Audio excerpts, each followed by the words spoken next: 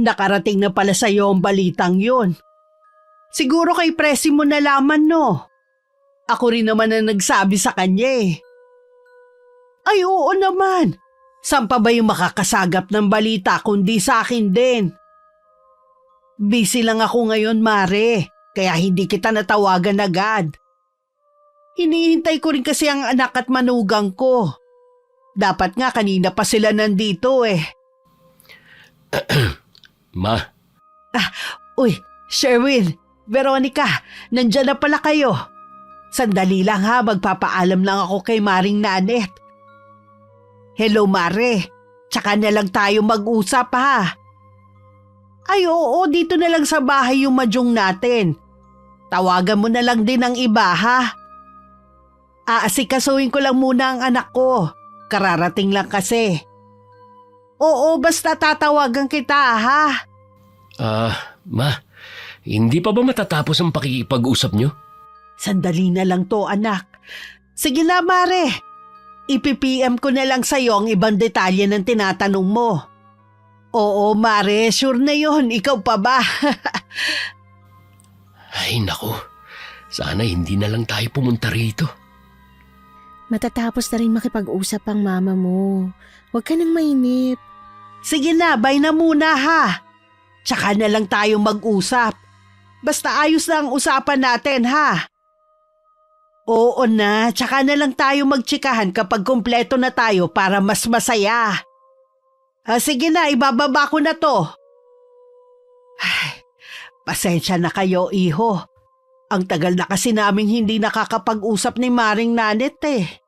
Ay, akala ko bukas pa kayo matatapos eh. Ikaw talaga, yun na nga lang ang libangan ko. Ang makipagkwentuhan sa mga amiga ko, nagagalit ka pa. Minsan na nga lang kami pumunta rito. Busy pa kayo sa pakikipag-chismisan. Hindi chismis yun ah. Teka, bakit ngayon lang kayo dumating? Kanina pa kasi ako naghihintay eh. Kasi busy kami. May dala po kaming pasalubong sa inyo, ma. Salamat iha, naalala niyo ko kahit papano. Tara na sa kusina. Kanina pa ako nagpahanda kay Marie eh. Akala ko kasi parating na kayo. Kaya lang nainip ako kaya nakipag-usap muna ako kay Maring Nanet. Tsaka naman kayo dumating tapos minamadali mo pa ako, Sherwin, na tapusin ang pakikipag-usap ko. Kumain na po tayo. Kanina pa kami nagugutom eh. Hindi pa naman ako nag-almusal. Bakit hindi ka nag-almusal? Veronica, hindi mo ba nilulutuan ng anak ko ha? Nagluluto naman po. Mula bata at kahit dalagat binata ng mga anak ko, lagi ko pa rin silang pinagluluto ng almusal. At kahit masama ang pakiramdam ko, bumabangon pa rin ako para magluto. Ma, kaya lang naman po ako hindi Kapag nag-asawa ka na, dapat alam mo nang kasama sa obligasyon nating mga babae ang pagsilbihan ng asawa natin. Kahit pa may trabaho tayo. Ma, ngayon lang naman na hindi. Teka lang iho, mamaya na nagsasalita pa ako eh. Ikaw, Veronica, matagal na kayong kasal ng asawa mo. Hanggang ngayon ba hindi mo pa alam ang obligasyon mo? Alam ko naman po, kaya... Yun naman pala eh. Dapat hindi na mauulit na hindi kakain ng almusal ang asawa mo. Opo, ma. Mabuti naman. O tayo na sa kusina. Nagugutom na rin ako kanina pa eh. Mabuti pa nga po. Parang lalo ako nagutom sa mga sinabi nyo eh. Likas na sa iba ang pagiging madaldal at hindi nauubusan ng sasabihin. Yun nga lang iba-iba rin ang ugali ng mga tao. Hindi lahat kagigiliwan ng pagiging madaldal. Minsan may dulot din itong kapahamakan sa atin. Magandang araw, Miss Gwen. Tawagin niyo na lamang akong Veronica. 31 years old. May asawa at isang anak. Gusto ko pong magbahagi ng aking karanasan na may kinalaman sa kababalaghan, na may ilang taon na rin ang nakakalipas.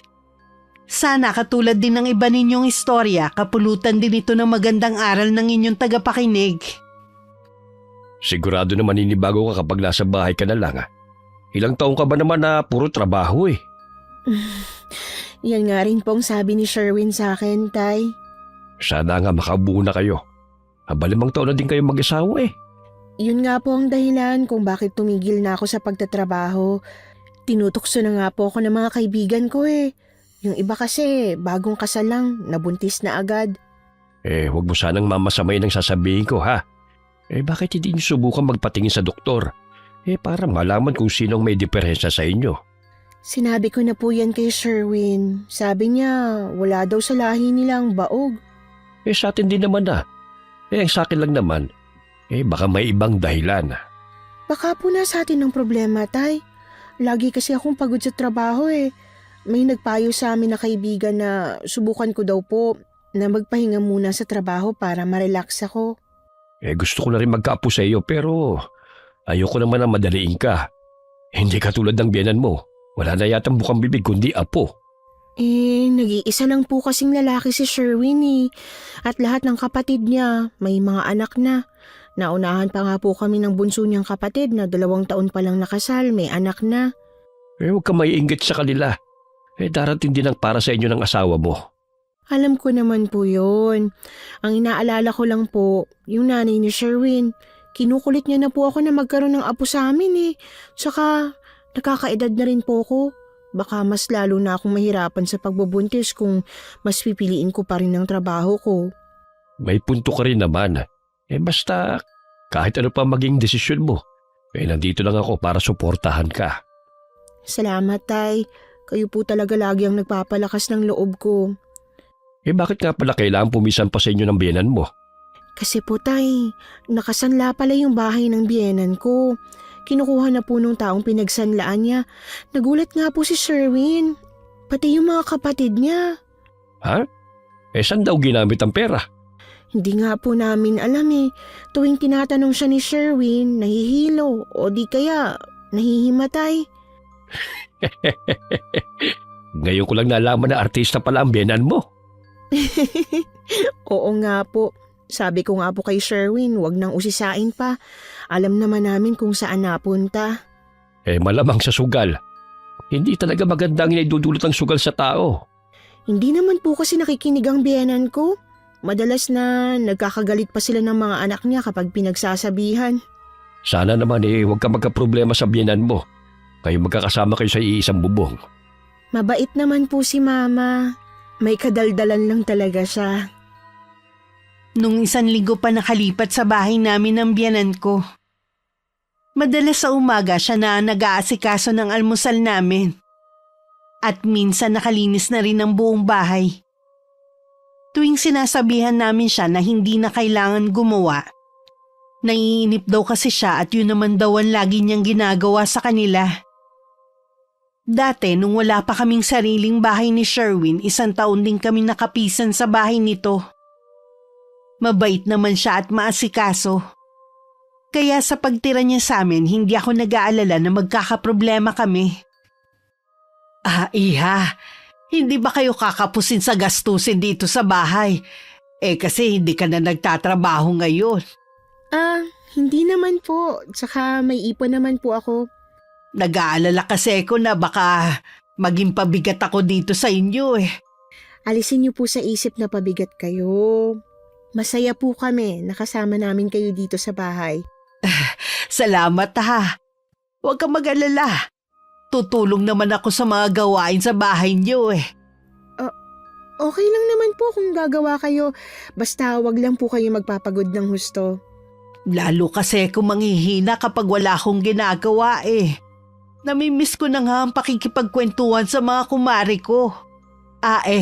Pwede mo ba akong bigyan ng pera, Iha? Sige po. Saan niyo po ba gagamitin? Meron lang akong kailangan bilhin. Sige po. Huwag mo na lang banggitin kay Sherwin, ha? Wag po kayong mag-alala. Hindi ko po sasabihin sa kanya. Tsaka Iha, ayos lang ba kung mag-iikot-ikot ako sa lugar ninyo? Ayos lang naman po. Mahigit 1 linggo na kasi ako dito sa bahay eh.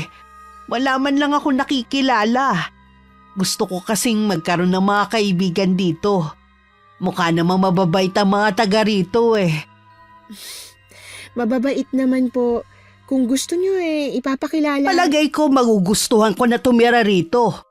Kahit papano kasi presko ang hangin na tahimik din. Hindi katulad sa tinirhan ko ng ilang taon.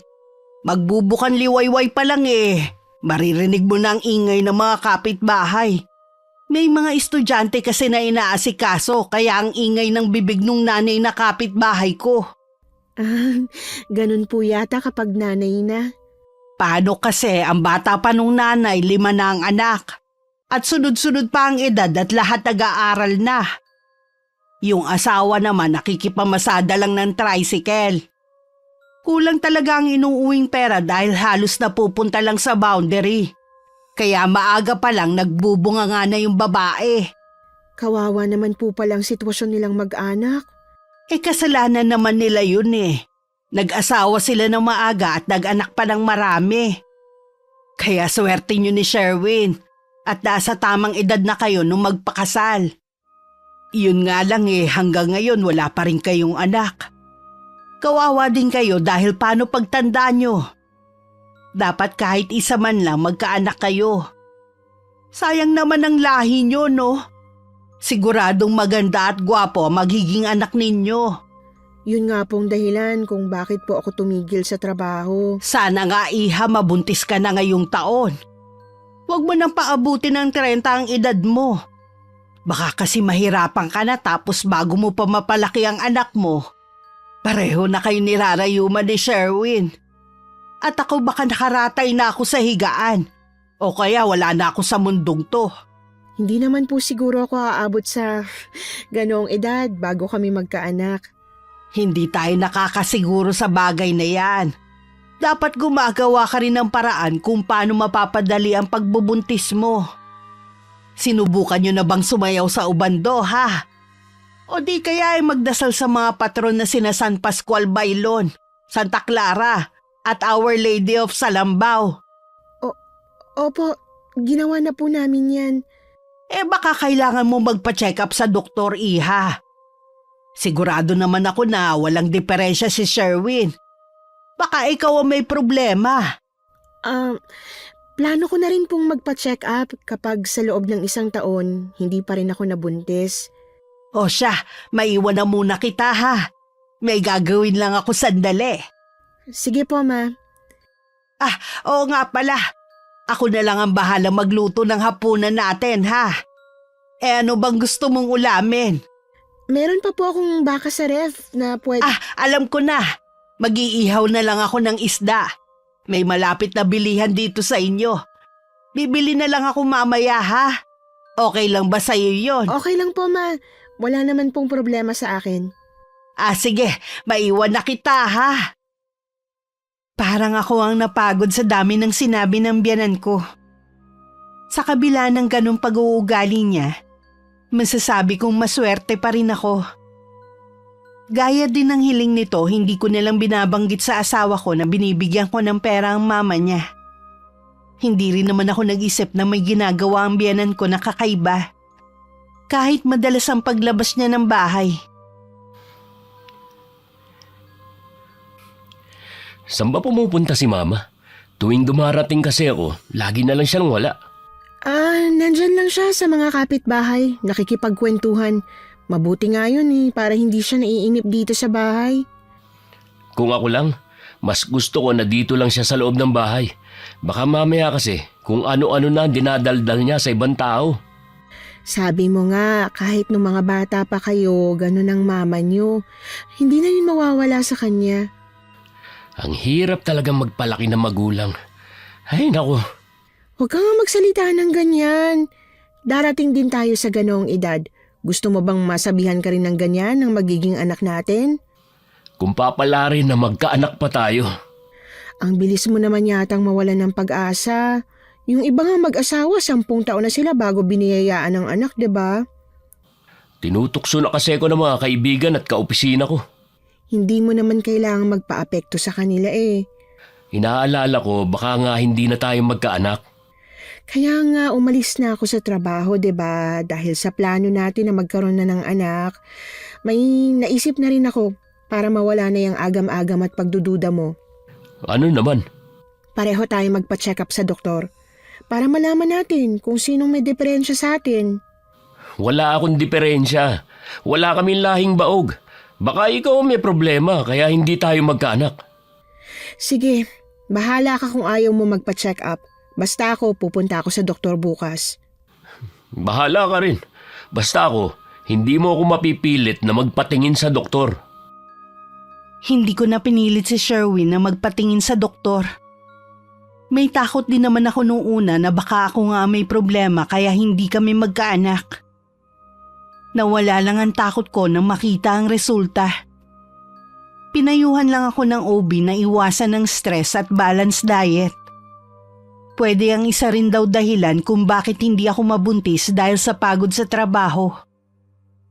Ang mahalaga naman sa akin wala akong diferensya. Gusto ko sanang sabihin kay Sherwin. Pero minabuti ko munang ilihim. Inaalala ko rin kasi ang mararamdaman niya.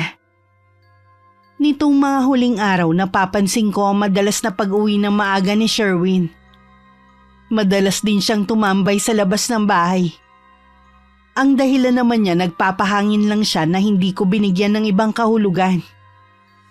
Kaya pala nawiwili si Mama sa labas ng bahay dahil masarap kakwentuhan ng mga kapitbahay natin. Kaya ba pati ikaw nawiwili na rin? Wala naman sigurong masama dun. Siya nga pala, alam mo ba na may bago tayong kapitbahay? Hindi. Alam mo naman na bihira akong lumabas eh. Kung may pupuntahan man ako, kinatatay lang. Malamang, alam ni Mama dahil lagi siyang nasa labas. Alam mo ba kung kaninong bahay laging nandun si Mama? Sa pagkakaalam ko, kina Aling Becca siya lagi pumupunta. Ang layo naman pala ng nararating ni Mama. Malayo ang bahay ni Aling Becca, ha? Sinabihan ko nga siya na huwag magpapaabot ng gabi dahil malayo nga yung bahay natin doon. Nakakalimutan daw niya ang oras eh. Baka mamaya may ginagawa na namang kababalagan si Mama kaya lagi siya nandun. Hindi ko alam kung meron dong pasugalan. Wala naman kasi akong nababalitaan eh. Paano? Lagi ka lang nagkukulong dito sa bahay. Alam mo naman na kailan lang ako pumirmi dito sa bahay.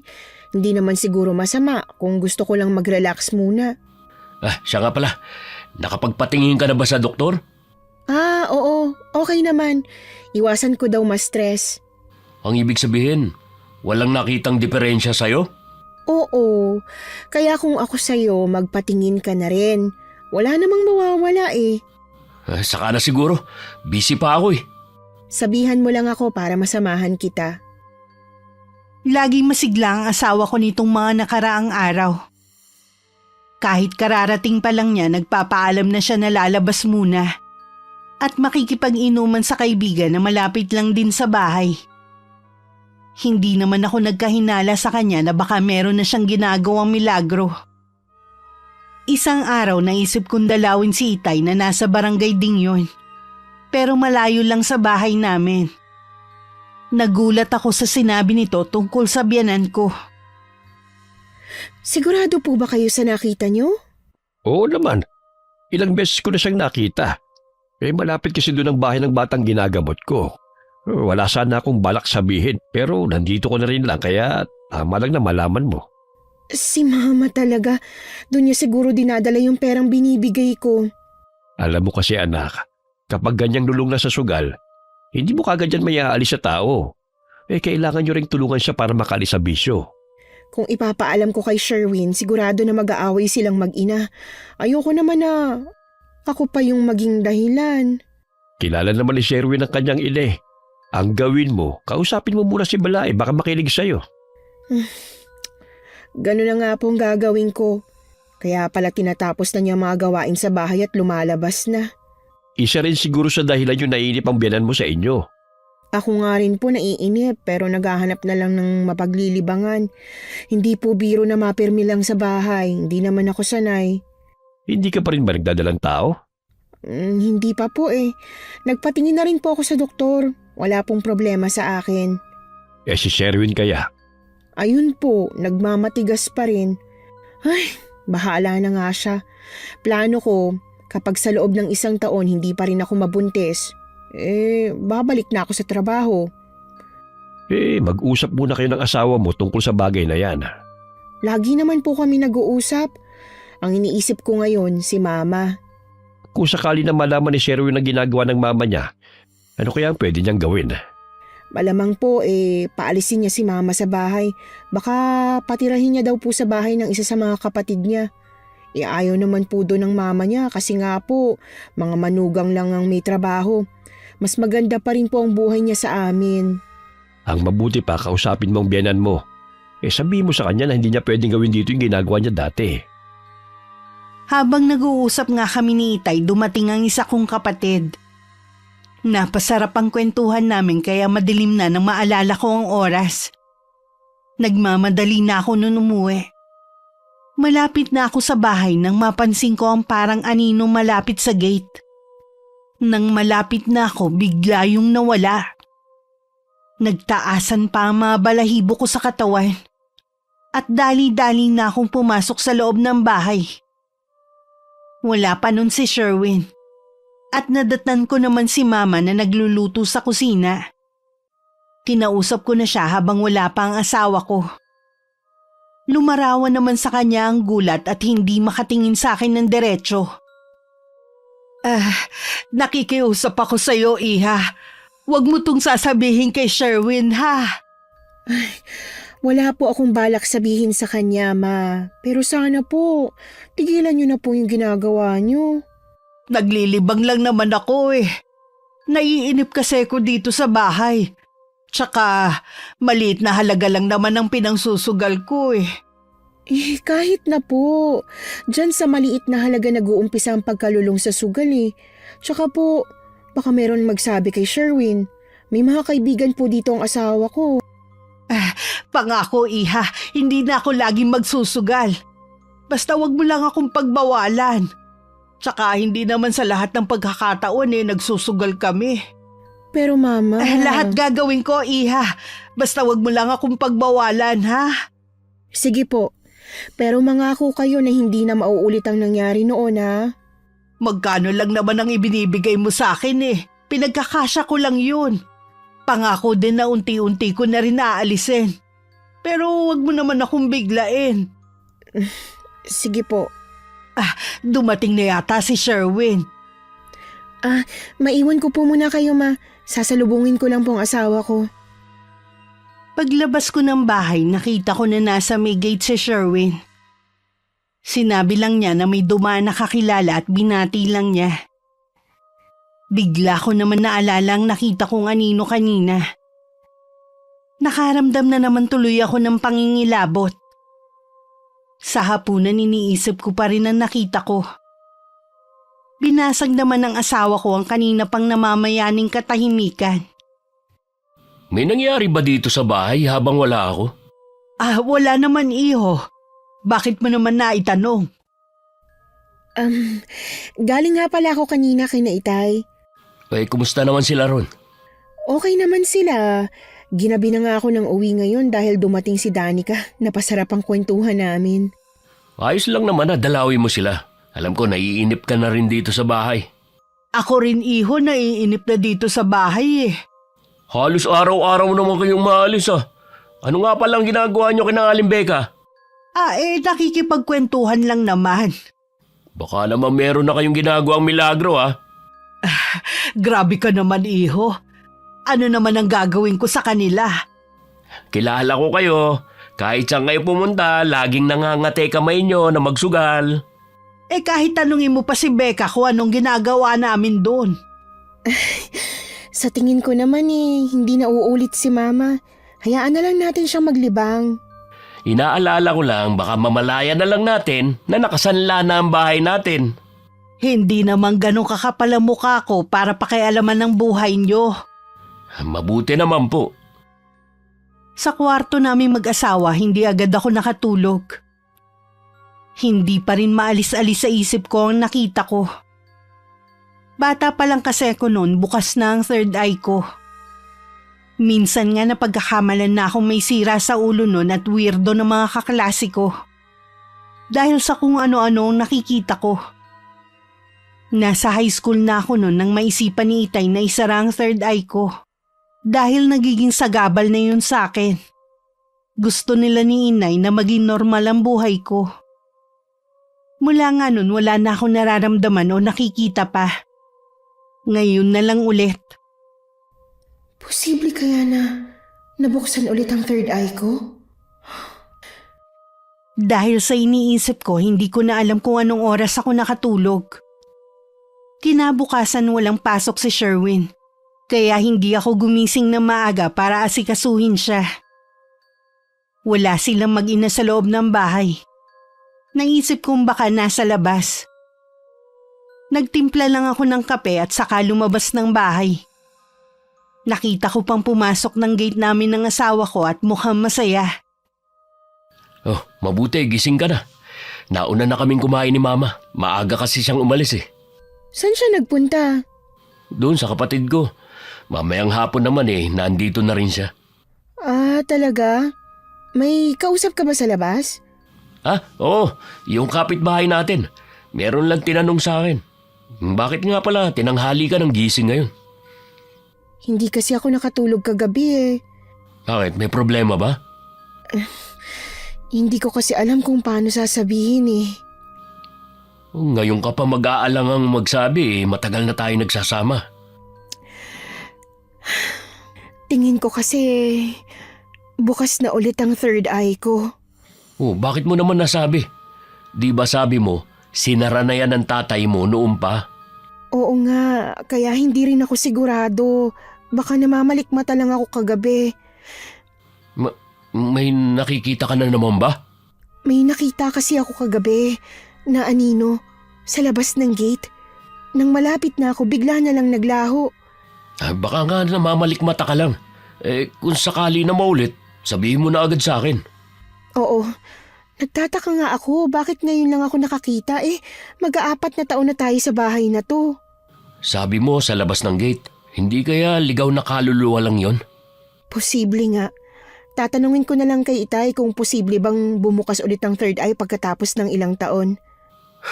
Hindi pa nga tayo sigurado kung totoo nga ba nakita mo o namamalikmata ka lang. Ano, hindi ko na muna sasabihin? Oo, saka na lang. Kapag sigurado na tayo. Kapag nagsabi ka, sasamahan kita. Gusto ko rin kasing marinig ang sasabihin niya. Sana nga namamalikmata lang talaga ako. Alam mo namang takot ako na bumalik na naman yung dati na kung ano-anong nakikita ko. Huwag kang matakot. Nandito ako. Lagi ko na lang aagahan ng uwi. At saka nandito naman si Mama eh. Nang sumunod na gabi, nakita ko na naman ang itim na anino. Napatili na lang ako at tinawag ko si Sherwin. Lumabas naman siya ng gate namin at matagal din bago bumalik. Ngayon ako nakakasigurong bumalik na nga ang third eye ko. Nakitaan ko naman ng simpatya ang biyanan ko dahil ganun din daw ang nasira nitong asawa. Mabuti na nga lang daw walang nagmana sa mga anak niya. Naiintindihan kita, Iha.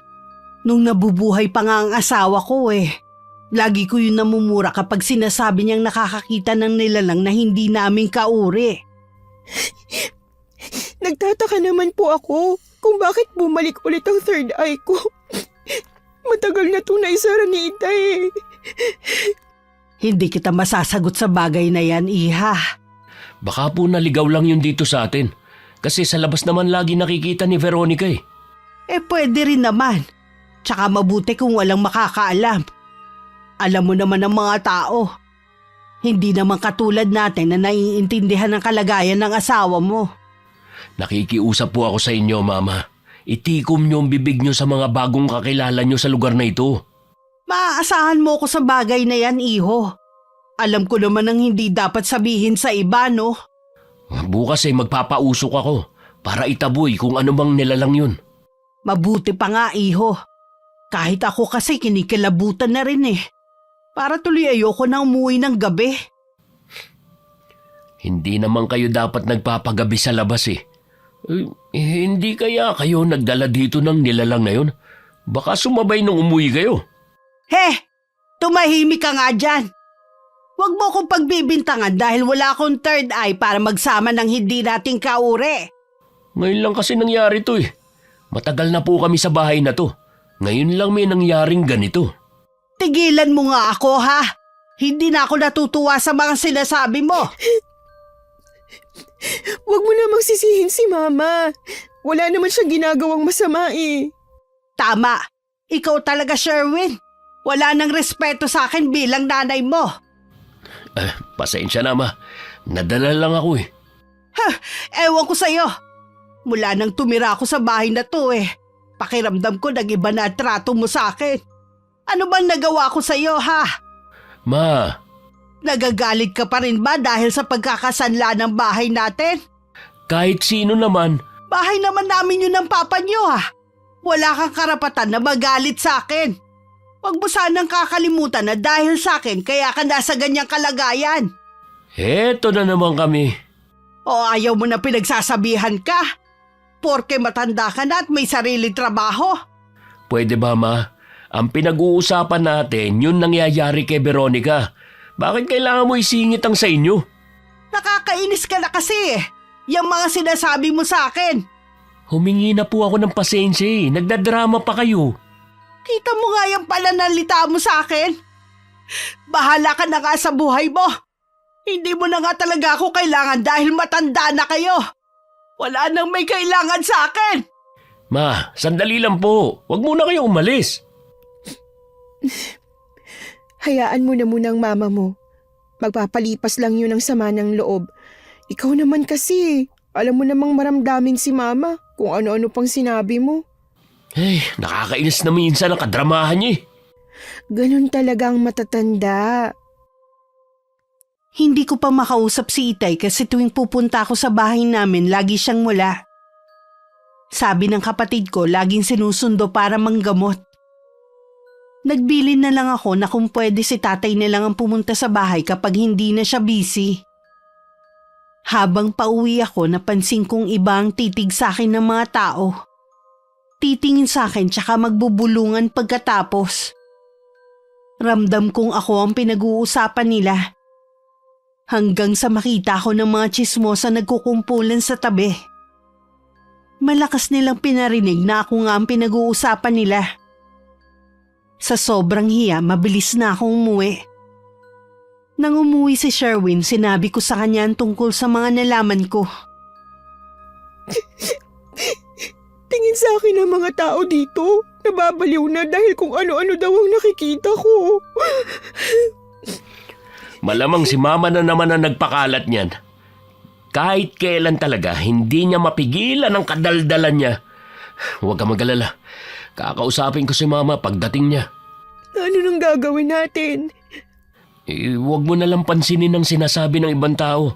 Wala naman silang ambag sa buhay natin eh. Kung magpapa-apekto ka, lalo ka na lang nilang pag-uusapan. Mali nga yata na tumigil ako sa trabaho. Akala ko ba gusto mo na magkaanak tayo? Tapos ngayon nagsisisi ka na, umalis ka sa trabaho? Mas lalo kasi ako nasistress dito sa bahay. Nakakainip na nga ang maghapon. Tapos makakarinig ka pa ng hindi maganda sa paligid mo. Kaya nga, wag mo na lang silang pansinin. Wala lang silang magawa. Kung gusto mo, paalisin na lang natin dito si Mama. Magagawa mo yun sa sarili mong ina? Pwede naman siyang tumira sa bahay ng isa kong kapatid eh. Ikaw lang kasing inaalala ko. Hindi yan ang nakikita kong solusyon. Likas na sa mama mong pagiging madaldal. Siguro, ang gawin na lang natin, huwag na tayo magkwento ng tungkol sa nangyayari sa atin para wala na siyang mapagsabihan. Sige, kung yan ang tingin mong makakabuti, basta magsabi ka lang kapag napuno ka na ha. Ayoko naman na nahihirapan ka sa sarili nating bahay dahil kay Mama. Nandyan na yata si mama. Narinig ko may nagbukas ng gate eh. Dito ka muna sa kwarto. Kakausapin ko lang si Mama. Tumangulang ako at saka lumabas ng silid namin si Sherwin. Inayos ko naman ang pagkakahiga ko. Nakakaramdam kasi ko ng pagkahilo kahit nakahiga na ako. Ilang araw ko na itong nararamdaman. Siguro sa ilang araw na lagi akong puyat. Hindi ko rin maiwasan na mainis sa ibang tao. Wala nang ang simpatya sa kapwa nila pag chichismisan pa talaga ako. Naiiling na lang ako. Pumikit na lang ako at baka sakaling mawala ang hilong nararamdaman ko. Di ba sinabihan ko na kayo, Ma, na huwag kayo magpapaabot ng dilim sa labas? Pasensya ka na, iho. Napasarap kasi ang kwentuhan namin ng mga kaibigan ko eh. Kwentuhan o tsismisan? Pareho lang yun. Teka nga lang, bakit magalit ka na naman? Bakit kailangan nyo pang ipagkalatan nangyayari kay Veronica? Pinag-uusapan tuloy siya ng mga tao. Pasensya ka na, iho. Nakalimutan ko kasi. May nagtanong kasi sa akin minsan kung bakit daw narinig nila ang malakas na tili ng asawa mo. Kaya ayun, nasabi ko. Naman! Napapahiya ang asawa ko eh. Tingin ng mga taga rito na babaliw na ang asawa ko dahil sa nakikita niya. Hindi talaga kayo nag-iisip eh. Hindi ko naman sinasadya, iho eh. Lagi naman kayong ganyan eh, pero inuulit nyo pa rin. Promise anak, hindi na talaga mauulit. Ay hindi na po talaga, dahil oras na inulit nyo pa, maaalisin ko na kayo dito sa bahay namin. Magagawa mo ba talaga yun sa akin, ha? Hindi naman kasi kayo mapagsabihan eh. Perwisyo na kayo. Hindi na nga lang ako lalabas ng bahay para hindi na ako makagawa ng pagkakamali. Hindi ko akalain na makakatulog pala ako. Hindi ko na rin namalayan ang pagpasok sa silid namin ni Sherwin para gisingin ako. Nakahanda na kasi ang hapunan namin. Nang makitang tulog na tulog ako, hindi na lang niya ako inabala. Kinabukasan naman nagising ako na masama ang pakiramdam. Pinagpahinga na lang ako ng asawa ko. Baka dala lang daw yun ang nalaman ko kaya mabigat ang pakiramdam ko.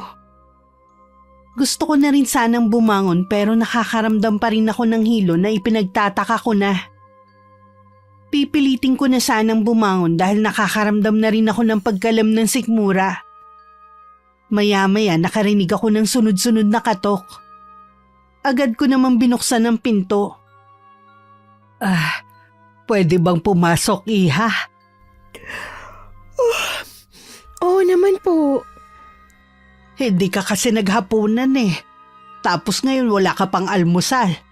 Sabi ni Sherwin masama daw ang pakiramdam mo. Medyo nahihilo nga po ako kagabi pa. Hindi kaya buntis ka na, iha? Hindi pa naman po siguro kasi hindi naman po ako naduduwal eh. Baka po yung ilang gabing kulang ako sa tulog kaya ako nahihilo. Hindi naman lahat ng buntis nakakaramdam ng pagduduwal eh. Malay mo naman, iha, buntis ka na talaga. Para makasiguro ka, magpa-check up ka na agad. Sige po ma, magpapacheck up po ako ngayon. Sasamahan kita kung gusto mo. Wag na po ma, magkikita rin po kasi kami ng mga dati kong katrabaho. Baka po hapon na ako makauwi. Sana nagdadalang tao ka na. Siguradong matutuwa nito si Sherwin. Wag po muna tayong umasa. Mahirap po kasi kung mabigo na naman tayo. Tingin ko talaga buntis ka. Blooming ka kasi kahit problemado ang itsura mo. Ma, sana po wala munang makaalam nito hanggat hindi tayo nakakasigurado. Asahan mo, iha, na wala akong pagsasabihan na kahit sino. Sana nga po, ma. Kaya nga pala ako nandito para humingi ng dispensa sa ginawa ko. Pasensya ka na, Veronica, ha? Wala na po tayong magagawa sa bagay na yon. Sana lang po mag-iingat na kayo sa mga taong pinagsasabihan nyo. Hindi po kasi lahat ng tao dito mapagkakatiwalaan. Napansin ko nga rin yun eh. Masyado din kasi kung mapagtiwala. Sabi ko nga kay Sherwin, hindi na ako lalabas ng bahay. Pwede naman po kayong lumabas. Piliin nyo na lang ang kakausapin nyo at pakiusap po. Huwag nyo na lang pong ipagkalat ang mga nangyayari dito sa bahay. Oo, iha. Hindi na talaga. Kumain lang ako at saka nagayos na. Hinatid pa ako hanggang sa may gate ng biyanan ko at hinintay na makasakay ng tricycle. Nang makaalis ako, papasok na sana siya nang mapansin ang bago naming kapitbahay na si Cynthia, na parang may sinisilip sa loob ng bakuran namin. Napansin ni Mama ang suot nitong jacket na kulay itim na may hood. Napataas pa ang kilay niya dahil mainit ang panahon pero ganun ang suot ng babae. Nang mapansin ng babae na naroon si Mama at pinagmamasdan siya, bigla itong kumaripas ng takbo pa uwi na lalong ipinagtaka ng biyenan ko. Ang weird naman ng babaeng yun. May sira pa yata sa ulo. Ito naman si Flor hindi man lang pumili-pili ng uupa sa kanila. Ay naku, muntik ko na makalimutan. May papanoorin pa pala ako. Baka nag-uumpisa na. Nawala na rin naman sa isip ng biyanan ko ang kapitbahay naming si Cynthia. Dahil alam niyang mamayang hapon pa ako uuwi, iginugol na lang niya ang panahon sa panonood ng TV. Doon na rin siya nakatulog sa sofa. Bandang hapon naman dumating si Itay sa bahay. Ilang beses kasi siyang bumalik sa bahay. Lagi akong wala. Anong oras kaya uuwi si Veronica? Ang sabi lang niya baka hapon. Pagkatapos kasi ng check-up niya makikipagkita pa siya sa mga dati niyang katrabaho. Check up? May sakit ba ang anak ko? Ay bala ilang araw na kasing nahihilo si Veronica Baka buntis na ang anak mo. Ganun ba? Sana naman totoong buntis na nga siya. Ang tagal na nilang gusto magkaanak ni Sherwin Naiinip na nga rin ako kung kailan ba ako magkakaapo sa kanila. Alam ko ganun ka rin. Siya nga pala. Ano nga bang sadya mo kay Veronica ha? Gusto ko lang naman kasing malaman kung bakit niya ako gustong makausap. Sabi kasi ng kapatid niya parang importante kaya ako na lang ang pumunta rito. Baka dahil sa third eye ng anak mo. Ano ang tungkol doon? May palagay kasi si Veronica na baka bumalik ulit ang third eye niya. Kung ano-ano kasi ang nakikita niya Matagal ko nang naisara ang third eye niya. Kaya imposible na mabuksan ulit yun. Ilang araw na nga siyang balisa at takot na takot. Naiintindihan ko naman ang nararamdaman niyang yun. Kung hindi mo kasi na itatanong, may third eye din ang asawa ko. Mabuti na nga lang hindi namanan ng mga anak ko. Baka naman... sabi ng anak mo nakakakita siya ng aninong itim sa may gate at makuran namin tuwing gabi. Kapag pupuntahan naman ni Sherwin, wala naman nakikita. Matagal na sila sa bahay na ito Bakit ngayon lang nangyari na may nagpapakita sa kanya? Ikaw ba'y may nakikita o nararamdaman na kakaiba? Wala naman dahil wala akong third eye. Iba na nga ang tingin ng mga tao sa anak mo Anong ibig mong sabihin bala Kasi bala nalaman ng mga taga rito na nakakakita si Veronica. Alam mo naman ng ibang tao. Hindi naman lahat naniniwala sa ganyang kababalaghan. Paano kaya nila nalaman na may nangyayari sa kanya? Ha? Hindi ko alam. Siguro meron siyang napagsabihan. Tsaka dito sa lugar niyo walang lihim na maitatago. Baka naman ikaw lang ang nagkalat niyan. Hindi Bakit ko naman gagawin yun? Kahit nagkaila pa ang biyanan ko, alam naman ni Itay na hindi siya nagsasabi ng totoo. Hindi na rin naman nagtagal ang aking ama at may kailangan pa siyang puntahan ng araw na yun bago siya umuwi. Nangako na lang siyang babalik kinabukasan para makausap niya ako. Dahil matagal na ang huli naming pagkikita ng mga dati kong katrabaho na libang kami sa kwentuhan. Hindi ko na namalayan ng oras. Ganun kasi ko kapag nawiwili sa pakikipag-usap. Nang makauwi, nandun na ang asawa ko.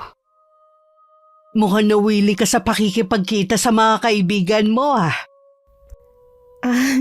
Oo nga po. Pasensya na po. Sabi ni Mama, nagpa-check up ka rin daw? Akala ko kasi makikipagkita ka lang sa mga kaibigan mo. Oo kasi... Kasi madalas siyang nahihilo. Kaya sabi ko baka buntis na ang asawa mo. O ano buntis ka na nga ba? Magsalita ka naman. Huwag mo naman kami paghintayin. Ma, hindi kasi makasingit sa inyo si Veronica Pagsalitain niyo muna siya. Hindi po ako buntis. Mababa daw po ang dugo ko kaya nakakaranas ako ng pagkahilo. Okay lang yan, mahal. Baka sa susunod buntis ka na. Akala ko pa naman magkakaapo na ako. Pasensya na po kayo, Ma, kung umasa kayo. Nakita ko sa mukha ni Sherwin na dismayado rin siya na malaman na hindi ako buntis. Binanggit din ng biyanan ko na galing nga sa bahay namin si Itay. Nung gabing yun naisipan ko magpahangin sa terrace. Sandaling nawala sa isipan ko nakikita ko sa gate namin. Dahil masarap ang hangin, naupo muna ako doon. May ilang minuto na siguro akong naroon nang maramdaman ko na parang merong nagmamasid sa akin. Nagsitayuan na rin ang mga balahibo ko sa katawan. Pagsulyap ko sa may madilim na bahagi ng gate, naroon na naman yung nakaitim na nilalang. Napasigaw na lang ako ng malakas. Sigurado ako sa nakita ko. Mas malinaw yung figura niya ngayon at nakatingin siya sa akin. Hindi ko lang makita yung mukha niya pero sigurado ako. Sigurado ako na nakatingin siya sa akin dahil nakaharap siya sa direksyon ko. Kailangan na siguro natin magpatawag ng pare para mabindisyonan tong bahay ninyo. Oo, gagawin po natin yan. Magpapatawag tayo ng pare. Mas lalo yata akong na-stress dito sa bahay. Matatapos din ang problema natin. Huwag ka na umiyak. Kita mo nga takot na ang asawa mo, yan lang ang sasabihin mo. Ano pa ba ang gusto nyo? Ginalugad ko na ang buong bakuran. Hanggang labas ng gate. Wala naman ako nakita. Siguro mas maigi kung maglalagay ka ng ilaw sa bahaging yon para maliwanag. May poste naman po sa labas. Hindi nga umaabot ang liwanag dito sa gate nyo eh. Mabuti pang lagyan mo na lang. Oo ma, gagawin ko po kapag may oras ako. Mabuti pa iha, magpahinga ka na sa kwarto ninyo. Iwasan mo na lang na lumabas kapag ganitong gabi na. Hinatid lang ako ni Sherwin sa kwarto namin at nagpaalam na lalabas muna. Meron lang daw siyang titingnan. Kahit nagbilin siya na magpahinga na ako, hinintay ko pa rin siya ng 2 oras. Pero hindi pa rin siya bumabalik. Hanggang sa inantok na rin ako.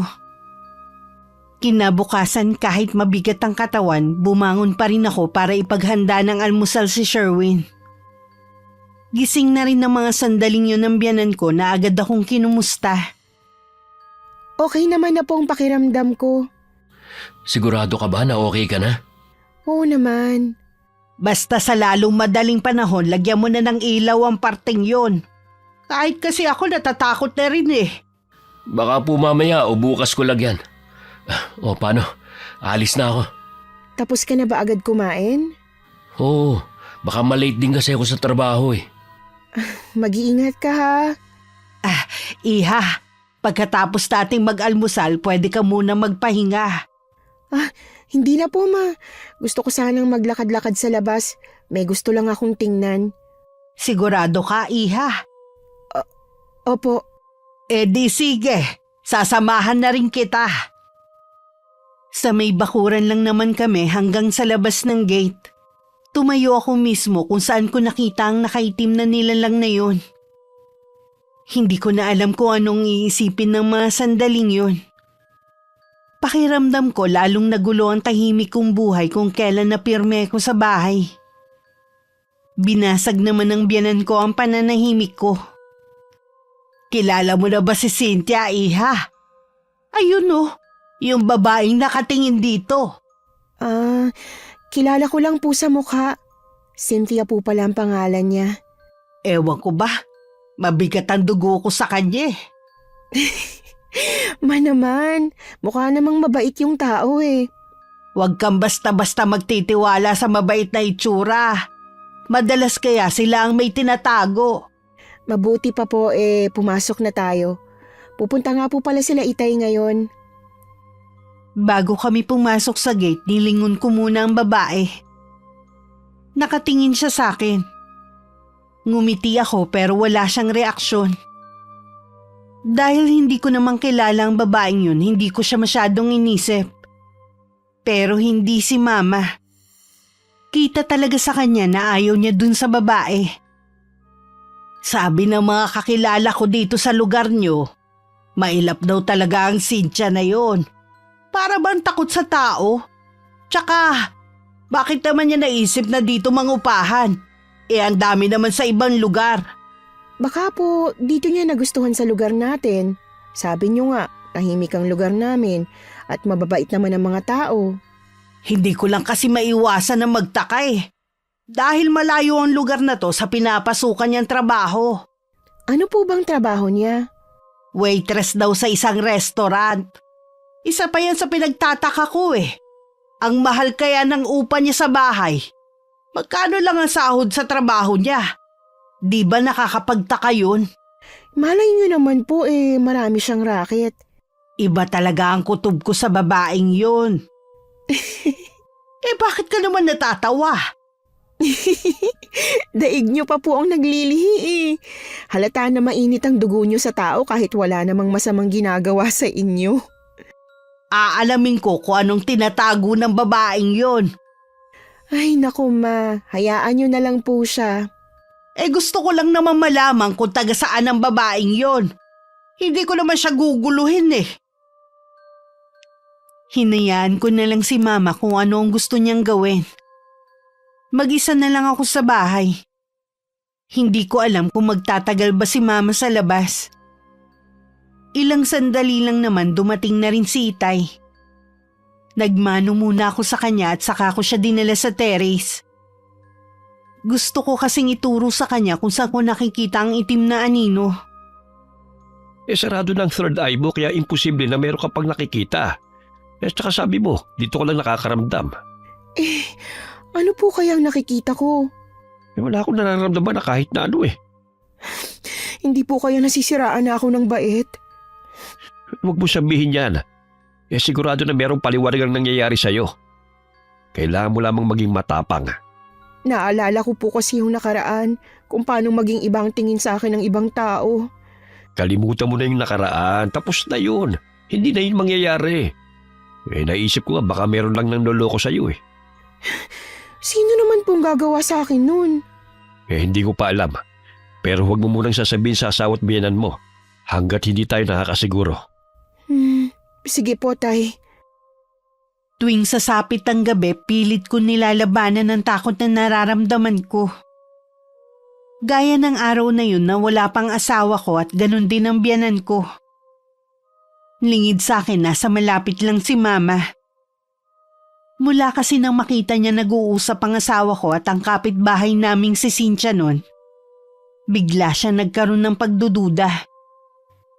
Nang kalat na ang dilim, nakita ng biyanan ko ang isang taong nakaitim na naglalakad papasok sa gate namin. Hanggang makapasok yun.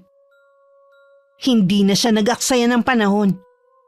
Agad niyang sinundan ng taong yun at nang makalapit, tinanggal niya ang hood nito.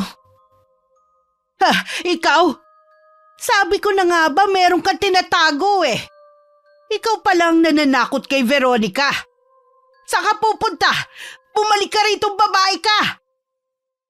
Nakauwi na ang asawa ko pero hindi pa rin dumarating ang biyanan ko. Noon lang din kasi inabot ng gabi to sa labas ng bahay. Kahit pagod, nagpresenta na lang na hanapin ni Sherwin ang ina. Pero lumipas na ang ilang oras, hindi pa rin sila bumabalik. Hindi ko na tuloy maiwasan na mag-alala. Bigla tuloy akong inatake ng takot. Tinawagan ko na si Itay na kung pwede pasamahan ako sa bunso kong kapatid. Pero nagulat ako sa sinabi niya na ipapasundo niya ako. At wag na muna akong magtanong. Alam niyo po ba kung nasaan ang asawa ko at biyanan? Alam mo bang may ibang babae ang asawa mo? Po? Imposible pong sinasabi niyo. Sino po bang nagsabi niyan sa inyo?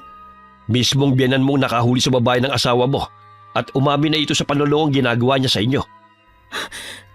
Katrabaho po ba ni Sherwin yung babae niya? Hindi, Iha. Magugulat ka sa malalaman mo. Nasa malapit lang ang babae ng asawa mo. Ang mismong kapitbahay niyo na si Cynthia. Ang babaeng yun?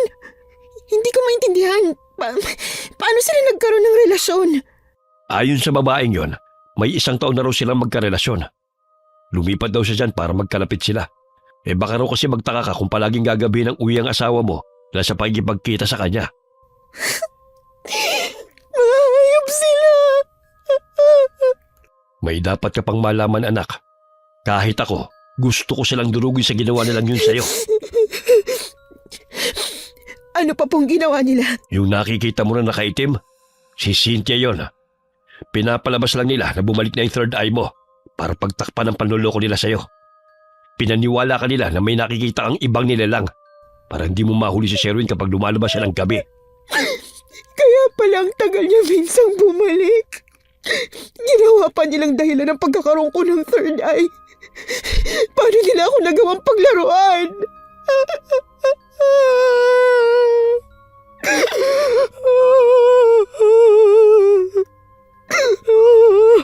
Magpasalamat ka sa biyanan mo at siya nakahuli sa babaeng yon. Pagkatapos niyang bugbugin, dinala niya sa barangay hall. Naroon pa ang kapatid mo at narinig niya ang lahat. Sumunod din doon si Sherwin. Siguro tinawagan siya ni Cynthia. Iyak lang ako ng iyak habang nagsasalita si Itay. Wala na rin naman akong masabi. Ang ate ko, sekretary ng barangay, kaya nung malaman niya, agad niyang sinabi kay Itay. Hindi na rin muna ako pinayagang umuwi ni Itay ng gabing yun. Kahit gusto kong makaharap si Sherwin. Kinabukasan hindi siya pumayag na hindi siya kasama sa pag-uwi ko sa bahay namin. Naabutan ko pa si Sherwin at malakas na sampal ang binigay ko. Pinagsusuntok ko pa ang dibdib niya.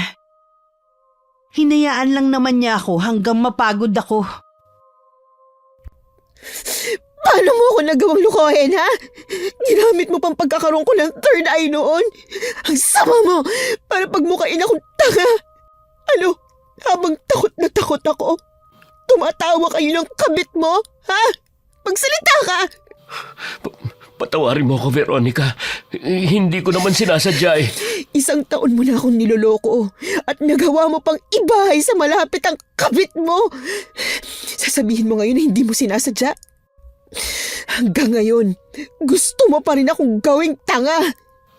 Nagbayad na kami ng kasalanan namin. Napahiya na kami sa mga tao.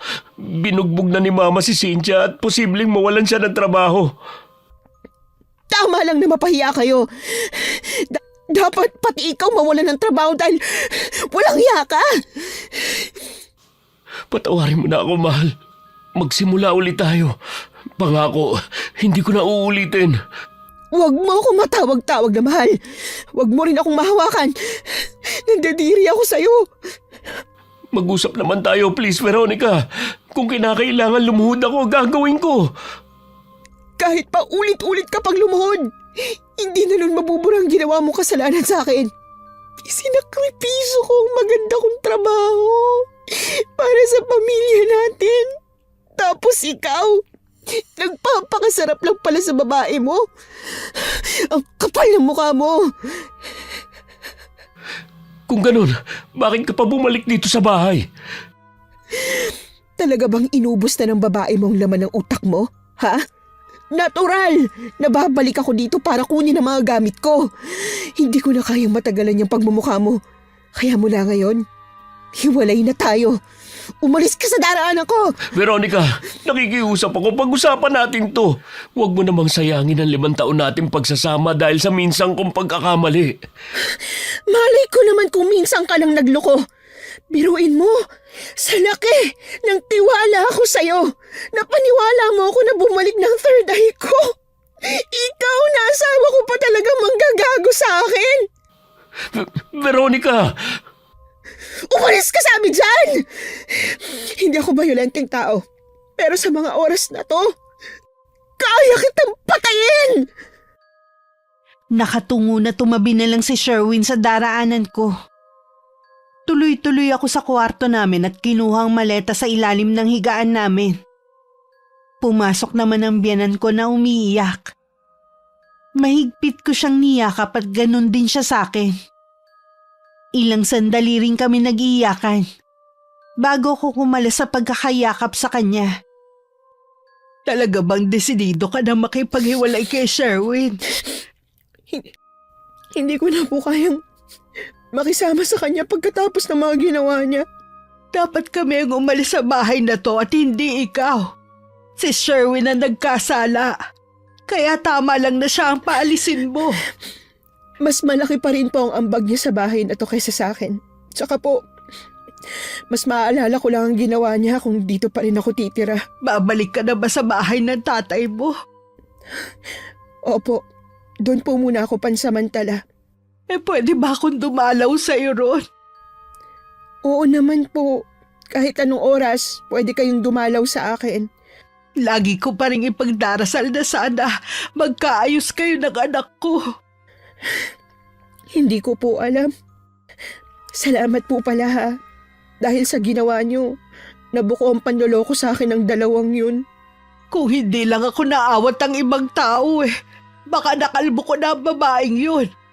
Sabi ko na nga ba alam kong meron akong matutuklasan sa kanya. Habang nagliligpit ako ng gamit ko, malungkot na nakatingin sa akin si Mama.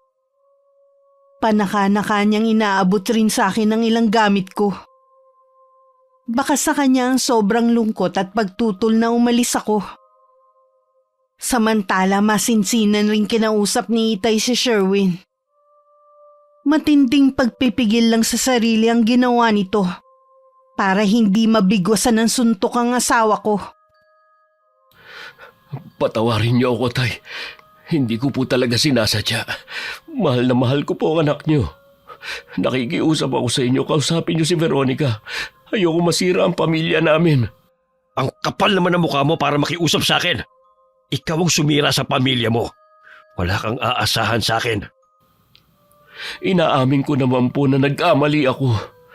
Natukso lang ako dahil wala nang panahon sa akin si Veronica. Pinagsisisihan ko na po ang ginawa ko. May pagkakataon ka na putulin na ang relasyon nyo ng babaeng yun. Pero anong ginawa mo? Ibinahay mo pa siya sa malapit. Pinagmukhaan nyo pang tanga ang anak ko. Lahat po gagawin ko para mapatawad niya lang ako. Panahon na lang ang makakapagsabi kung mapapatawad ka pa namin. Tayo na po, Tay. Huwag na po kayo mag-aksaya ng panahon sa lalaking yan. Veronica! Huwag mo sabi akong hawakan! Pwede na kayo magsama ng kabit mo. Malaya ka ng gawin ang gusto mo. Puno ng galit ang puso ko ng mga sandaling yon. Hindi ko alam kung magagawa ko pang magpatawad. Marami rin akong katanungan sa isip ko kung ano ba naging pagkukulang ko. Ano ang nagawa kong kasalanan para danasin ng ganitong klaseng panloloko? Para madali akong makalimot, nagtrabaho ulit ako. Mabuti na lang may bakante pang posisyon para sa akin. Isinubsob ko na lang ang sarili ko sa trabaho. Gusto ko matutulog na lang ako pag uwi sa bahay. Kapag walang trabaho, lumalabas ako kasama ng mga kaibigan para gumimik. Pinagupitan ko na rin ang mahaba kong buhok na gupit lalaki. Para ako nagre-rebelde ng mga panahon na yun. Ang ganda ng buhok mo dati. Bakit ganyang gupit pa ang napili mo? Hindi na po ba ako maganda? Para sa akin, ikaw pa rin ang pinakamaganda kong anak. Nagtataka lang ako kung bakit pati buhok mo na pagdidiskitahan mo. Masyado na po kasing mabigat sa ulo sa sobrang haba. Tsaka gusto ko na rin pong subukan ng bagong style ng buhok. Ingatan mo rin sana ang kalusugan mo. Wala ka na kasing pahinga. Tingnan mo nga ang sarili mo sa salamin. Para ka nang palito tapos ganyan pa ang buhok mo. Hayaan nyo na lang po muna ako, Tay. Ito lang po kasi ang paraan ko para makalimot Maiba nga pala ako. Mabuti nang sa akin na manggaling kesa sa iba mo pa malaman. Tungkol po ba kay Sherwin? Yung bina mo kasi ang hilig idaldalin nangyayari sa anak niya. Naghahabol daw yung Cynthia sa asawa mo. Hindi rin makapal ang mukha ng babaeng yun. Wala na talagang kahihiyan. Oo nga. Pero may kasalanan din naman kasi ang asawa mo Pinaasa niya ang babaeng yun. Yun lang po ba? Wala na kasi akong pakialam sa kanila Kahit tuluyan na silang magsama. Siguro sa kanila wala kang pakialam. Pero hindi sa biyenan mo. May nangyari po ba kay Mama? Gaya ng sinabi ko, naghahabol yung babae sa asawa mo. Yung pala buntis. Napuno na yata si Balay dahil sa pabalik-balik sa bahay nyo. nasaktan niya si Cynthia. Nakunan siya dahil sa pananakit ng biyanan mo. Sigurado naman ako na hindi alam ni Mama na buntis siya. Kung alam niya, hindi siya sasaktan. Huwag niyo pong sabihin na balak ng Cynthia na yun na magsampa ng kaso. Wala pa akong balita. Kaya ko to sinabi sa'yo. Baka gusto mong puntahan yung biyanan mo. Gusto ko sana kaya lang ayoko makita si Sherwin. Mlingid sa akin mula na nakipaghiwalay ako kay Sherwin, walang araw na hindi nagtatalo ang mag-ina.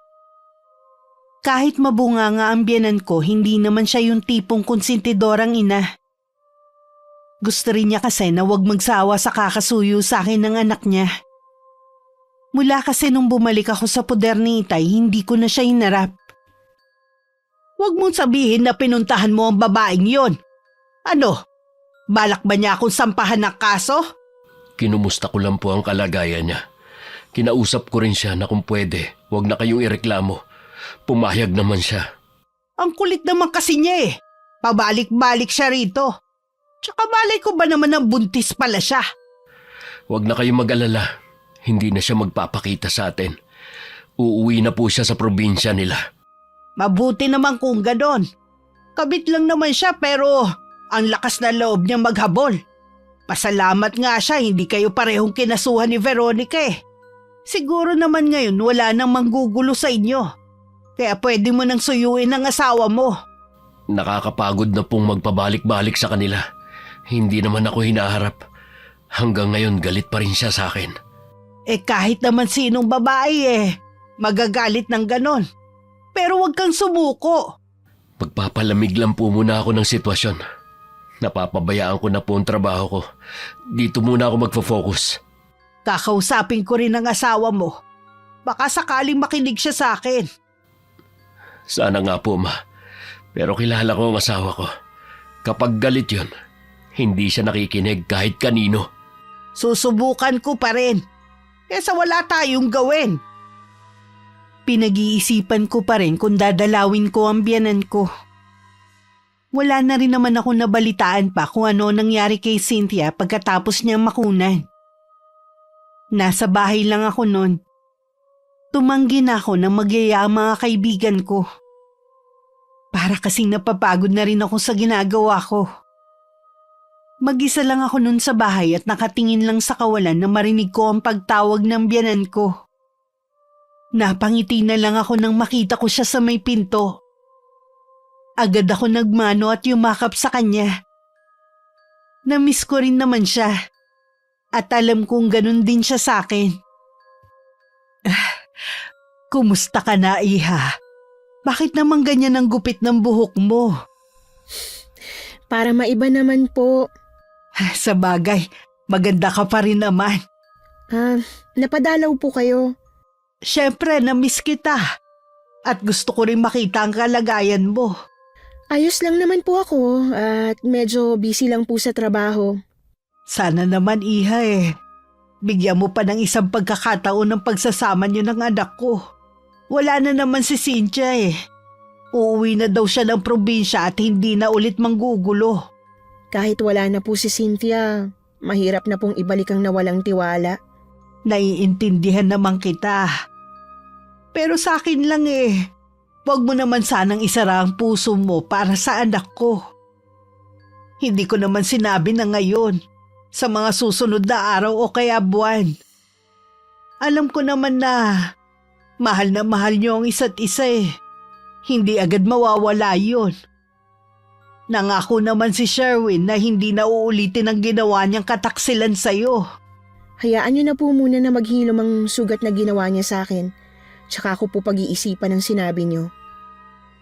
Hindi naman na nangulit ang biyanan ko. Pinag-iisipan ko rin naman ang mga sinabi niya. Inaamin ko mahal ko pa rin si Sherwin. At hindi naman talaga yun nawala. Kaya lang laging nandito sa puso ko ang pagdududa sa katapatan niya dahil sa ginawa niya sa akin. Natatakot na ako na baka hindi na ako ulit magtiwala. Iniisip mo ba ang asawa mo? Galing po dito si Mama kanina.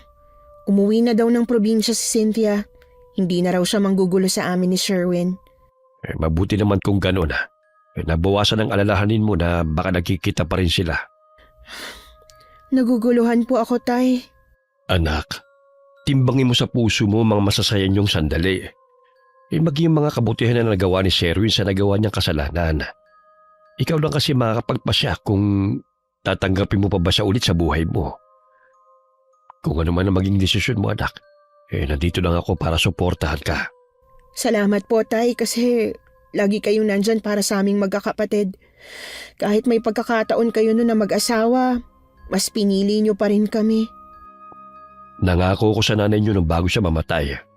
Kahit may basbas pa niya na pwede ako mag-asawa muli, kayo pa rin ang prioridad ko. Kaya po nangako din kami ng mga kapatid ko na kahit may sarili na kaming pamilya, hindi pa rin namin kayo pababayaan at lagi din kaming nandito para sa inyo. Matagal kong pinag-isipan na magiging desisyon ko kung makikipagbalikan ba uli ako kay Sherwin. Gaya ng payo ni Itay, tinimbang ko sa puso ko ang mga masasayang sandali na magkasama kami. Sa 5 taon na pagsasama namin, noon lang siya nakagawa ng kasalanan sa akin. Naisip ko baka ito na ang pagsubok sa aming pagsasama. Kung gaano katatag ang pagmamahalan namin. May iba nga kahit ilang beses pang nakagawa ng kasalanan ng mga asawa nila. Paulit-ulit pa rin nilang pinapatawad at binibigyan ng isa pang pagkakataon. Bakit hindi ang asawa ko na alam ko namang labis na nagsisisi? Kaya naman nakipagbati na ako sa kanya at muli akong pumayag na magsama kami. Natutuwa ko, Iha, at nag-aayos na kayo ng anak ko. Naisip ko po na mas matimbang yung pagmamahal ko sa kanya kaysa sa nagawa niyang kasalanan. Tsaka alam ko po na hindi niya na ulit magagawa na pagtaksilan ako. Huwag kang mag-alala. Hindi na gagawin ni Sherwin ang ginawa niya giyon.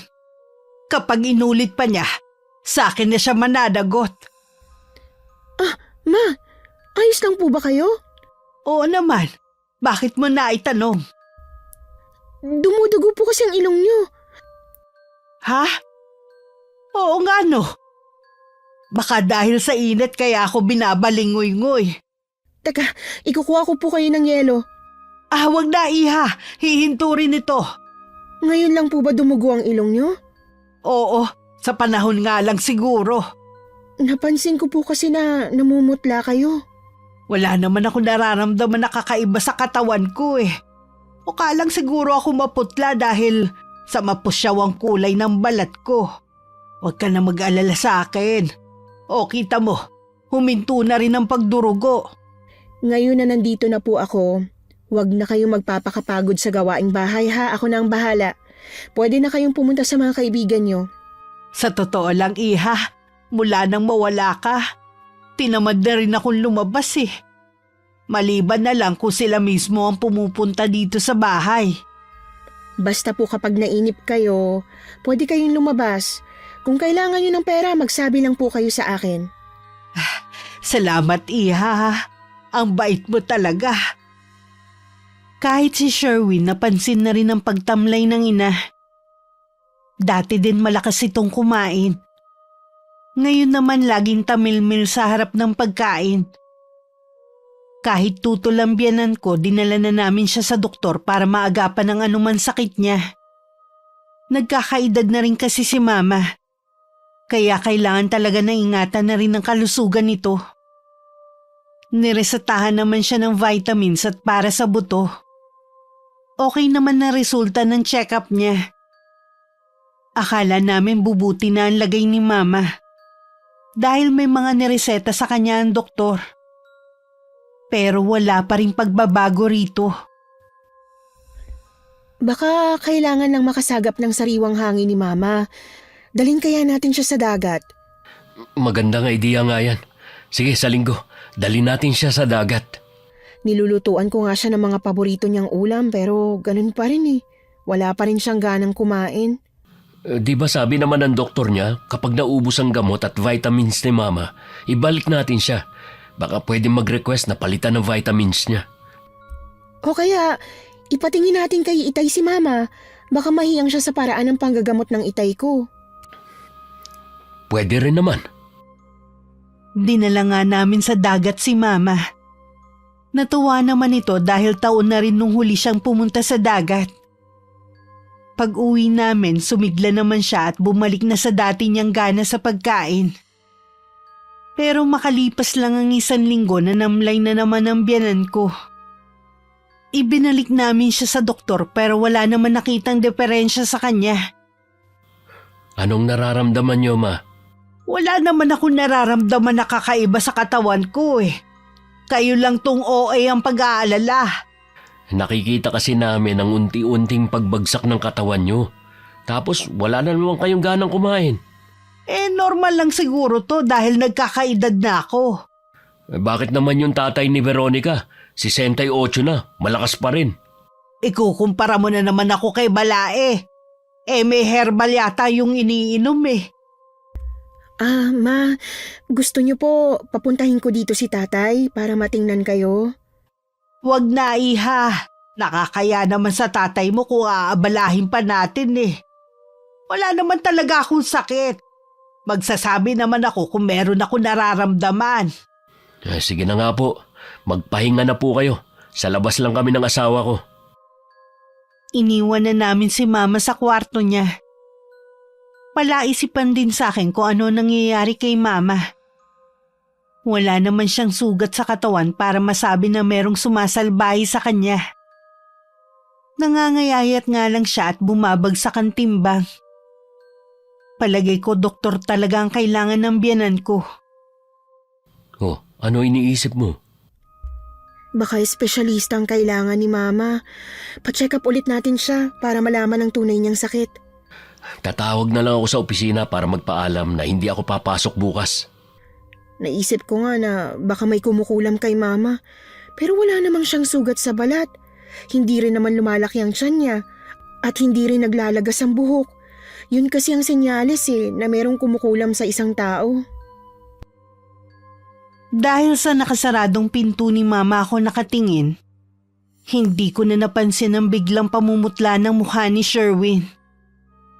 Bigla niya kasing naalala ang pagbabanta ni Cynthia sa kanyang ina. Sinisisi kasi ng babae ang biyanan ko dahil sa pagkakabisto sa relasyon nila ng asawa ko. Pati ang kahihiyang ibinigay ni Mama at ang pagkakalaglag ng dinadala nitong sanggol. Mali sana ang iniisip ko. Hindi naman siguro pinakulam ni Cynthia ang mama ko. Kinabukasan sapilitan na naman namin dinala sa doktor si Mama. Hindi na rin niya maitago ang inis sa amin dahil pakiramdam daw niya. Parang gusto namin na magkasakit siya. Dahil maraming test ang kailangan gawin sa kanya pati loob ng katawan, kailangan siyang maiwan sa ospital. Umuwi muna ako para kumuha ng ilan niyang gamit. Sabi kasi ng doktor baka abutin pa ng ilang araw. Nang makuha ko ang mga kailangan ko sa bahay namin, dumaan muna ako sa bahay ni na Itay. Bigla ring nag-alala si Itay nang malaman niyang nasa ospital ang biyanan ko. Bigla po kasing nanghina si Mama at nawalan din ng ganang kumain. Ang laki nga po ng binagsak ng katawan niya. Ano bang sabi ng doktor? Yung una pong doktor na sumuri sa kanya, wala naman pong nakitang sakit kay Mama. Wala naman po kasing pagbabago kaya sa espesyalista na namin siya dinala. Ano raw bang nararamdaman niya? Wala naman daw po. Nagagalit nga siya sa amin dahil OA daw kami sa pag-aalala. Kahit sino naman kasing makakakita sa kanya, iisipin talaga na may sakit siya. Sana gumaling ng biyanan mo. Sana nga at nagagalit na talaga siya sa amin. Ayaw na ayaw kasi noon na nagpapa-ospital tay. Kapag hindi pa rin makita ng doktor ang sakit niya, dalhin niyo sa akin. Baka kaya ko siyang pagalingin. Opo tay, yun naman po ang plano namin. Kung may nakita lang sana ako na senyales na merong kumukulam kay Mama, sa inyo ko na po talaga siya dadalhin. Kaya lang, palagay ko doktor ang kailangan niya. Iha, minsan ang kulam hindi lang sa panlabas nakikita. Para maging mabisa yun at hindi maagapan, sa loob ng katawan nito inilalagay ang sakit. Ganun po ba, tay? Mas delikado ang ganun. Kasi may posibilidad na hindi na maagapan. Kasi nga akala ng mga nakakakita simpleng karamdaman lamang. Sige po, Tay. Pupunta na po ako sa ospital. May itatanong din kasi ako kay Sherwin. Pagdating ko sa ospital, mahimbing na natutulog ang biyanan ko. Nang sulyapan ko siya sa higaan, pakiramdam ko lalo siyang tumanda. Dahil humpak na ang pisngi at kulubot na balat. Nakumpleto na rin naman ang test kay Mama.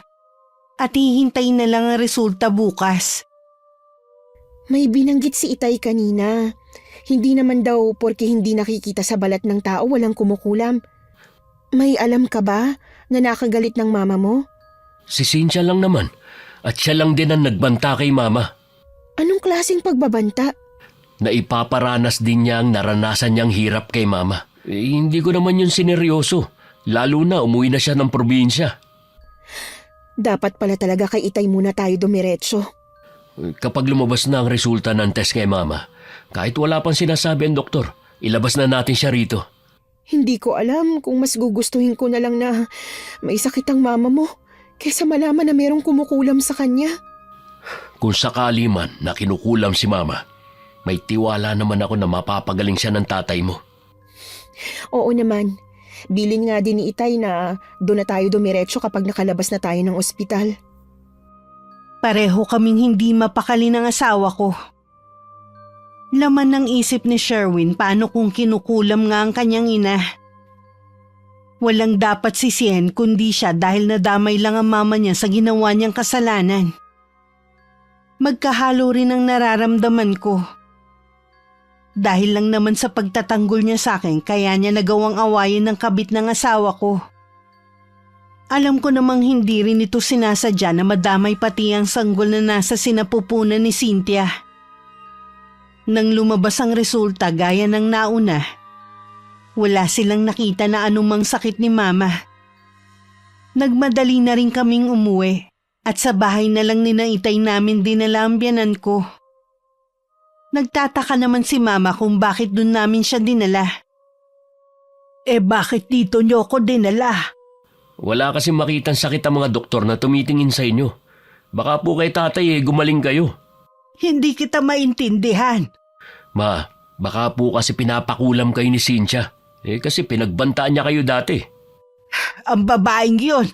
Siya na nga itong may atraso Ako pa talagang ipakukulam niya. Patawarin niyo ako, Ma. Kasalanan ko kung bakit kayo nadamay sa galit niya. Huwag mo nang isipin ang bagay na yon. Magaling ang balai ko. Alam ko magagawa niya akong pagalingin. Nasa na nga pala siya? Sinundo na po siya ni Veronica. Hintayin na lang natin sila.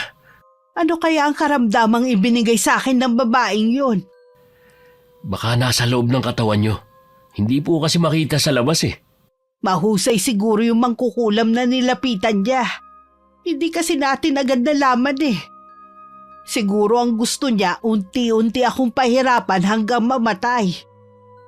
Ramdam ko na kasi ang pagkaparalisa ng buong katawan ko. Konting tiis na lang, Ma. Nandyan na sila Veronica. Magagamot na rin kayo. Kahit si Itay nagulat sa nakitang itsura ng biyanan ko. Butot balat na lang kasi ito. Nakwento ko nga na hindi na ito makalakad. At napakagaan lang ng buhati ng asawa ko. Kasing gaan na lang siya ng maliit na bata. Hinawakan muna ni Itay sa noo ang biyanan ko para kumpirmahin kung nakukulam nga ito. May kumukulam nga sa'yo, Balay. Ibigay mo lang sa akin ang tiwala mo na kaya kitang pagalingin. Oo, Balae. May tiwala ako sa'yo. Bakit umiikot yata ang paningin ko? Para akong inaantok. Matulog ka na muna. Paggising mo, magaling ka na. Tama po ba na si Cynthia ang nagpapakulam kay Mama? Oo, siya mismong may kaalaman sa kulam. Susubukan ko na makipagkasundo sa kanya para itigil ang pagpapahirap kay Balae. Kasalanan ko ang lahat ng ito. Iba ang nagbayad sa kagaguhan ko. Nung una ayaw pang makipagkasundo ni Cynthia sa aking ama. Pilit siyang nagmamatigas. Pero nang magpakawala ng malakas na orasyon si Itay, Nalaman nito na wala siyang magiging laban sa taglay na kapangyarihan sa panggagamot ng aking ama. Matatalo lang siya kung magmamatigas siya. At ibabalik sa kanya ang karamdamang ibinigay niya sa biyenan ko. Sa huli, kabutihan pa rin na nagwagi. Matulin na lumipas ang 1 buwan. Bumalik na sa dati ang sigla ng biyenan ko. Bumalik na nga rin siya sa pagsusugal niya. Nangako naman ng mama mo na hindi siya magpapatalo ng malaki. Libangan lang naman niya yun eh. Siguro nga hindi na talaga magbabago si Mama. Kapag nakapanganak naman na ako, nangako siya na titigil na sa pagsusugal niya at aalagaan na lang ako at ang magiging apo niya. Sa wakas, biniyayaan na rin tayo ng anak. Pangako ni Papa, magiging mabuti akong ama sa'yo at lalo pa akong magsisipag sa trabaho para sa inyo ng mama mo. Hindi ko sasayangin ang 2 pagkakataon na binigay ng mama mo sa akin. Naniniwala ako na mas lalo pang tumatag ang pagmamahala natin dahil sa mga pagsubok na dumating sa buhay natin. Sa problema na sumubok sa aming mag-asawa, masasabi kong mas naging matatag ang aming pagmamahalan. Bagamat may ibang tao kaming nasaktan, naniniwala kong ginawa lamang siyang kasangkapan para masubok kung hanggang saan ang pananalig namin sa may kapal. Masasabi ko ring mapalad ako sa pagkakaroon ng mabait at mapagmahal na biyenan. Sa paglipas ng mga taon, mas lalo ko pang minahal at pinahalagahan ng biyenan ko, Miss Gwen.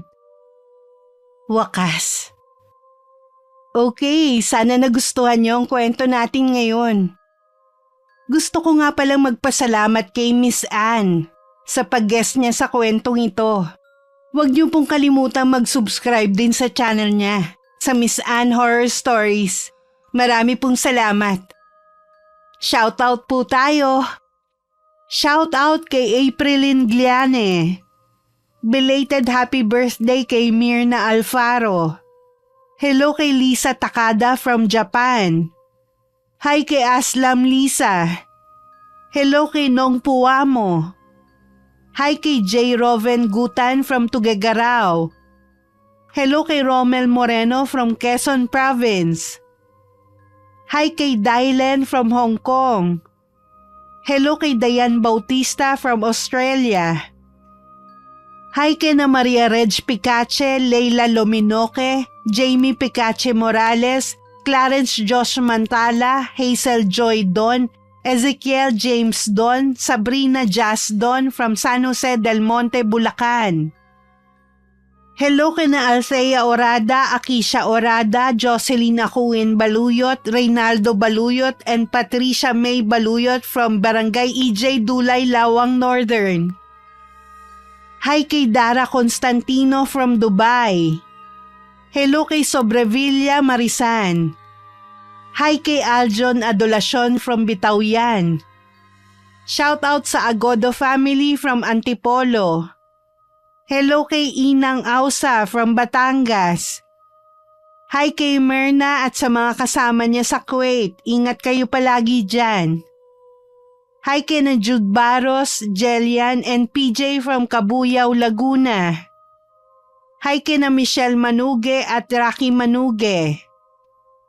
Shoutout sa Chow fan sa garahe na laging nakikinig. Hi kay Romalyn Lingatong from Bulacan. Hello kay Jimmy Tan from Kuwait. Hi kay Margarita Galang from Qatar. Hello kay na Jace, JC Ombao, and Toledo family. Hi kay Lynn Hasegawa. Hello kay Christian Parba from Jeddah, Saudi Arabia. Hi kay Jaira de la Peña from Cagayan de Oro, Mindanao. Hello kay na Mama Rena, Nanay Ason, at kay Doreen from San Mateo. Belated happy birthday kay Ruel Kadsawan ng Amira Boxes Handicrafts. Happy birthday kay Leslie Maniego from Kabulusan, Pakil, Laguna. Hello kina George Ativo at sa cute niyang apo na si Ariana Walter from Northville, San Fernando, Pampanga. Hi kay G. Gabuay na nasa Saudi at sa asawa mo na nasa Czech Republic. Shoutout sa SM MOA Men's Shoes Department Pad B. Hello sa inyo. Hello kay Leonisa Cobo. Hi kay Josefina Fuellas from Pasig City. Hello kay Prince J from Giginto, Bulacan. Hi kay Miss Anne Gray from New Zealand. Hi kay Rosemary Casonete. Hello kay Geraldine Pregua. And hi kay Risa Siasat from San Rafael, Bulacan. Marami pong salamat sa patuloy na pagsuporta at pakikinig. Ingat. God bless.